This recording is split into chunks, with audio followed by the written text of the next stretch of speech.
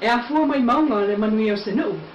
E a fua e ona tātou si i le pi inga man whaafutai nei fo i aso fo. Ai usi mai al whaafonga. I se tautua whaopopole nei alau Samoa Entertainment TV mai e pia ma ana Atamua.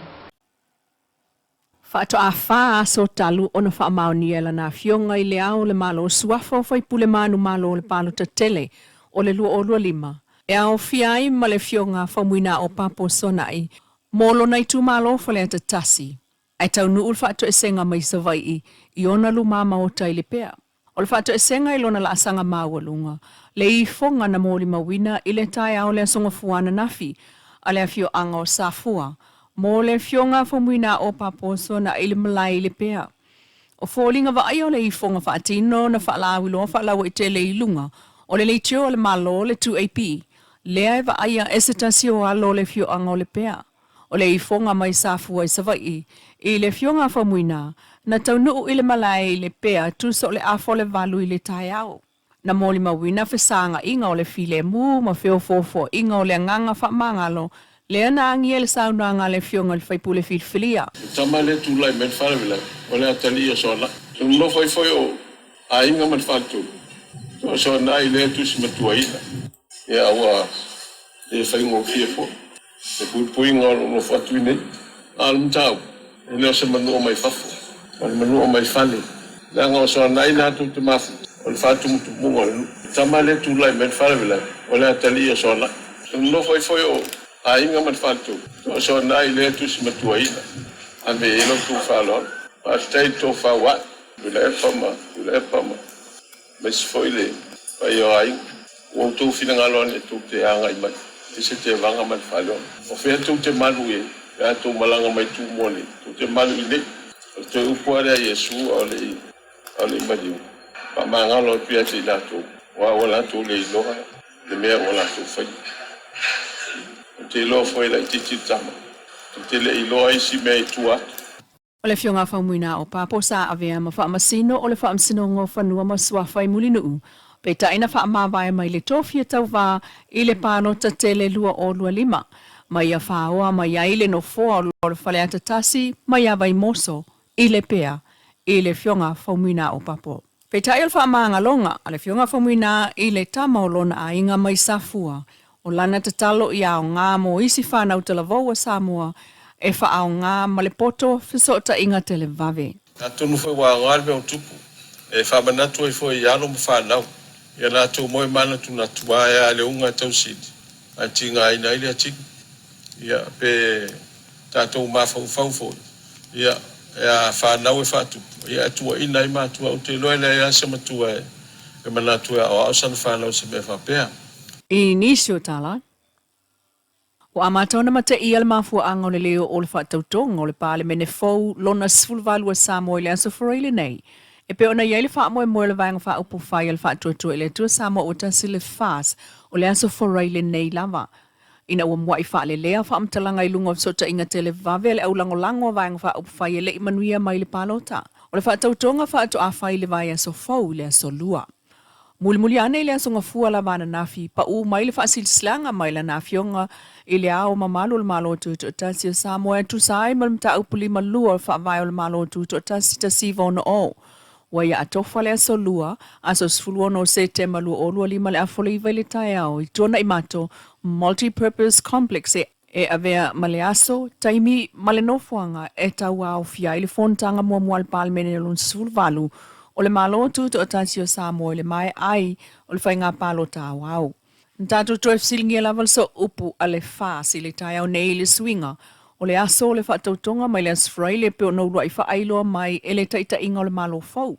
Moe o lo loma nei o le tatou wainga o le whaataunuina le o le tatou whaatautonga o le sa tau pule i le asfrai le vai aso nei. Ia, peitai wa i foi nei fituna inga mor silfia le tatou ainga. Ona o le fatua momoli mai nei le marelenga le amo malu le malo. E fatau nuu le tatou fatautonga i le vai aso fau. O le aso sifuru rua o le aso sifuru ono. Ia, sa maua sota inga na le la ma tapenanga foi. Ia, ma wha mau whai longa inai. Ia, o me lava i fituna i mole le lei. Le vai aso le nei, le vai aso e tapena o mai se ai fai ngā malo le sa tau aveina le tātou atunu. Mai o tel tonu e tu upea le avanoa e whaasolo pea ai e ingo me tau na whai. Le lava e tātou te nofo tāpena, po le alava le teimi tātou te sauni ai. O le toe whaitaunga o le palota, leisi lea whaatei, sa le i eisa sila fi o le vanga wha upu whai le whaas. Aina whaatei ana pō, na ua whaailo atu, le toe whaitauina o le palota ai tū malo e se fulu maltasi. Ai amata atu lava i lea so lua lona i von se tema, i luma o le whaamasino o le whaamasinonga wha i tū malo. O le toe whaitauina o le palota e au fiai, le sui o le ofisa palota, ma le leo palota, po le scrutiny al whaipule. O le polo inga i toe whaitau ai le whaai unga o palota i tū malo e se fulutasi, e amatai i le so ma wha umai le stofi o le aso sfuluvalu se tema. E tasi le tū malo ua atofa, le toe whaitau wino la tō palota i le so mai le lua i le awauli o palauli numera lua. Tai au le aso lulu mo ale i pata i tū pai lunga ma la tau ai sifo, i le se fulu i tai au. Wha solo ne ai ia ainga i le tai, ngā ngai fo maunga numera lua, mwha sale le anga numera tasi. O le stofi mo wha sale anga numera 5 a ana lofi ma sa nganga numera 3 ma ana numera 3 ma sa tupa i tea. Inisio tala le ua wha lauilo alo ia mai nei ila na fionga i le amu malo tuto tansi o Samoa. Tui mleli whana wa ale toa swala vile lua le tatala alo i ol fontanga al palmene o Samoa i le so lua o le vaya so fau. O le wha lauilo mai le au le malo e au fia i le wha ongaina le o le falta alo tele i tona i mato mo le wha moe. O le talalo i o le fono al palmene lona sulvalu o Samoa e au fia i le wha tautoina le o whaipule fau mal taitai fau o le malo. I lona pale mia fau malana kāpeneta ai o whaipule o isi vaenga wha upu whai. Wa o fiai, le tolu sultasi whaipule o le wha sulfa HRPP ma le tolu o le Sept ai o le tolu o le aututu tō tasi. Fōlinga o le tau wa ai nei tai ao na ta ulu timunga. O savili malolo se o laito lau o lo ta oto i sifo la tane o ngā sami o Samoa. O lo so soani au maia vai ango winga lolo wao le tawe pei o na whaamawina i le tai au nei.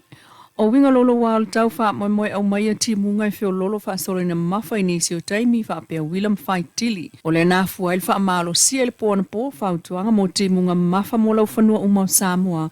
Mai ia ile wa ai mamao e ono wha malo sia la pta inga o timunga mamafa i te taimi o le so pe awhai e wha awa upea nei winga lolo wao le tau. Wha mamunga la tamailo o atangi ail wha solo ina wha ititi o ngalu ma uma maua lunga pe tai o savili malo si o lo oto i si sifo mai o Samoa e ono au mai a ngalu e afua mai savili wha pea uma maua lunga e o atu i le lua male afa mita. Na winga lolo wao le tau e ono a fiai o ngā sami umo le tunu mai le anso atai au. Whapea le whanga solo o le nei vai yaso.